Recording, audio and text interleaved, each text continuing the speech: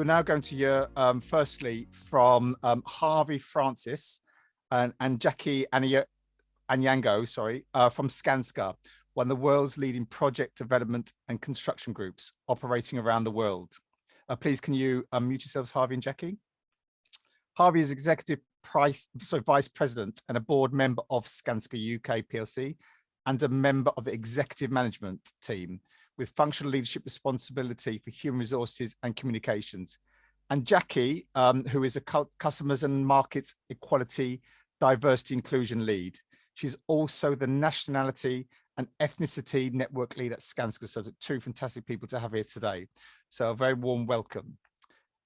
At Skanska, you've created a program that engages project directors and managers. So firstly to Harvey, why did you get involved from the top and how did you support the program and what have you learned as a result?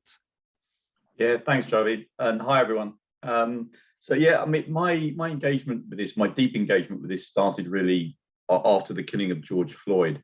So I started to engage much more closely with our, as it was called at the time, our BAME Plus network. It's now been rebadged as ONE, which Jackie will talk about. And I was really humbled and privileged that members of the network shared their stories about what they'd experienced both in Skanska and other workplaces, but also in society. And I was kind of moved to the point where I started to realize really sharply that what has taken us to the journey, to the point that we are now, isn't sufficient to take us on the next leg of the journey. And actually what I wanted was more of those direct lived experience voices to be heard through the organization. So we started, I invited Jackie and a couple of other people into our exec management team meetings to really talk about the lived experience in a way that's never been spoken about before and it's never been understood before. Did the same with the senior management team, which is our top 20. So that's our kind of a wider leadership team. And I think it's fair to say that every time that we did that, it really moved the room much more powerfully than the McKinsey studies and all the other stuff that we've all heard about with the numbers and all. And you know what? We've been doing all of that for 10 or 20 years and it's made some difference, but it hasn't made the difference. So for me, it was about moving from head to heart.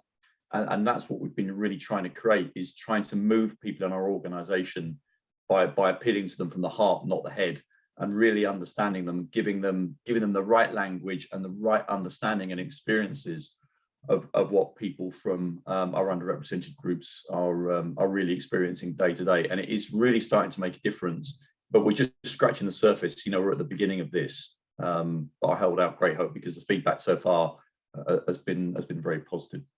Great, thank you. And Jackie, there are many in the room today that are maybe in your position a year or so ago. And the question is, how did you go about engaging senior leaders to support the program? Thank you, Javed. So I always say you only need one senior leader that will take that responsibility and really understand what role they play within the organization. So for me, that was Harvey. We met the first time. I think we probably had the most brutal conversation I've ever had with a very senior leader. But to me, it was thinking about the current generation, the next generation, and we owe it to each other and also our organization and more people to come, to be very brutally honest and actually to start thinking, how can we really move this organization in the right way, but also thinking about people not coming from the same place and how can we do that properly? So that's how we co-mentored each other really and came up with, you know what, Harvey said, actually, I would want the whole organization to do this. But like the great leader is, he put it at the executive management team and then on to our senior management team, then our project directors, and then moving them to then now be my co-presenters. So for me, it was finding one, you just need one leader and one person who runs, I would say your network leads, to have that courage and just, you have everything to lose, but you also have everything to gain. And for me, I was just thinking, whatever happens, at least I'll know I put my neck out and it worked really well. So I'll encourage people to just be brutally honest and just find one exec that will push. And then, yeah, that's how we got where we are today. Thank you, Jackie. I think it's really important to say just that one. We've heard it a lot of time. Those that have done well have found just that one person. We think a lot of organizations and people in the same, your peers, Jackie, may have tried to get too many and it takes forever. So find one and then you get the cut through. So thank you for sharing that. So you've got your one person. So can you tell us now more about the program? Yes, so we came up with, okay, how do we get leaders to really understand? So Harvey, what he said earlier, how does everybody get to hear those lived experiences, but also understand what are the nuances when it comes to race? What are the difficulties people face? But also what does, not just talking about ethnic minorities, but also what do our white counterparts, want to discuss, and how do we create that safe space for them as a team or as a group to have those conversations? So we started off with what we called equipping leaders to talk about race. But before that, we started with videos. Harvey shared his own, myself and Harvey shared a reflection. Then we created other videos with our own people, speaking about their lived experience. But this is now moving it from the videos, but actually sitting down with our teams and doing that. So the conversations about race in those presentations, we talk about the right language and terminology for people to use. As we know, things are constantly changing, and these are the things that make people quite nervous when it comes to race. So understanding to set that right environment for them. And in those presentations, we also looked at what does everyday racism look like. So these are things that we've got from our lived experience, where people sharing the network, so we're able to bring that to reality. What does a microaggression look like? What does systemic racism look like? So people start to understand those things. Sometimes you think people are not engaging because they just don't want to engage, but half the time people are quite scared. And for me, I think that's what I learned, is a lot of people really appreciated that. And then also the first question we got when we presented to the exec management team is one of the executive vice presidents said, well, it's good to know all that, but I'm not really going to be walking around with a banner and say I'm going to be anti-racist. So the next phase is actually, what is the path to getting to be anti-racist? I think we agreed with Harvey that the focus is getting to anti-racism, and that was the clear path. So there's this great infographic that talks about, your path to anti-racism. But working in an engineering company, I always had to remind people, it's not 1, 2, 3, it's knowing that you can move through those at any time. But I think for me, that was the greatest part for people to know what can they do and how can they get there and what are some of the things that they need to do, some of the health checks. And then we had great reflections at the end of them. So we made sure those groups were just probably maximum of 15 people. Probably the biggest we did was SMT, but really small groups to create that psychological safety that people are able to share. Nothing is recorded. Everyone's given that safe space to talk about what their lived experiences are, what their views are. But for me, it was really probably the key for me was people moving away from saying, I didn't know that, but to start to walk through life, understanding what other people go through, that we all can be in the same company, in the same spaces, but walk through life completely different.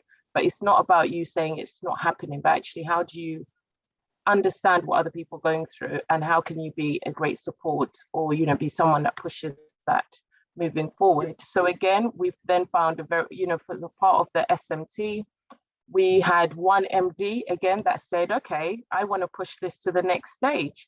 So for him is working, he asked for us to carry on the presentation to his project directors.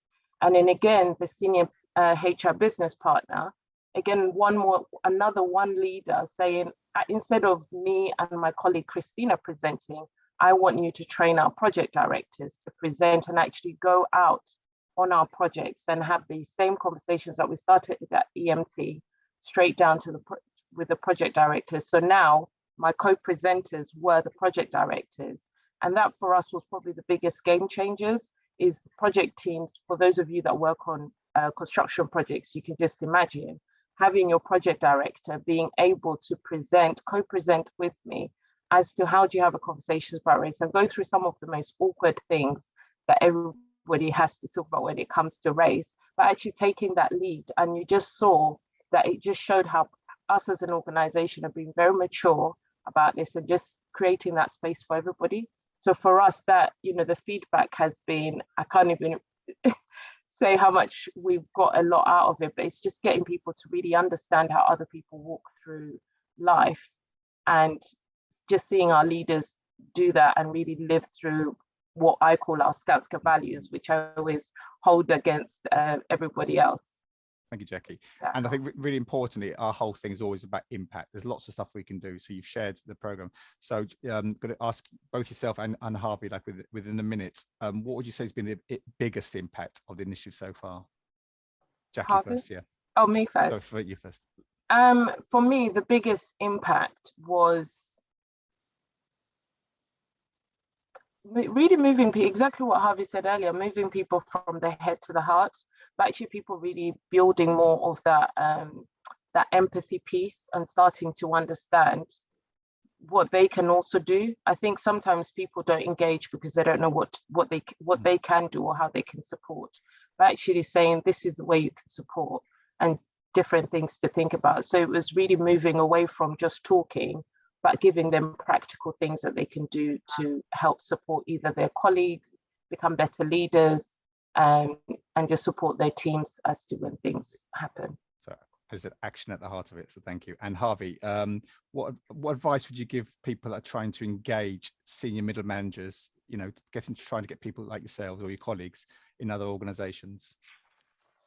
I think that I think the important thing is about getting personal and making sure that the kind of voices and the experiences get shared, about moving it away, you know, from the kind of theoretical into really understanding what this means in practice. I think if you can also link it to, we're very lucky in Skanska, we have a very clear purpose and a set of clear values.